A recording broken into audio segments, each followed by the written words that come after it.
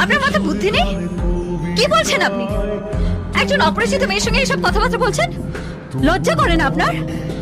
আপনার ছেলে জোর করে সবার সামনে আমাকে জড়িয়ে ধরেছিল, তার জন্য অফিসে কি গুজব ছড়িয়েছে জানেন? আপনারা দুজনে ভালোভাবে জানেন আমার বিয়ে ঠিক হয়ে গেছে, তার মধ্যে এসব। আপনারা কি মানুষ নাকি?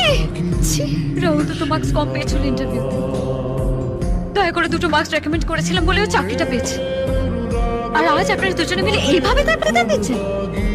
সব জেনে শুনে নাকাম হচ্ছে না? আরে তোমার যদি আমাকে পছন্দ নাই থাকতো তাহলে বলে দিতে পারতে যে আমি একজন এনআরআইকে বিয়ে করতে চাই। তোমার সঙ্গে আমার স্ট্যাটাস মেলে, তার জন্য সবার সামনে এত নাটক করার কি আছে? হ্যাঁ, আই কল সিকিউরিটি। সিকিউরিটি, মা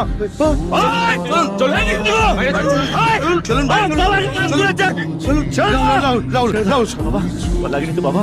না ঠিক আছে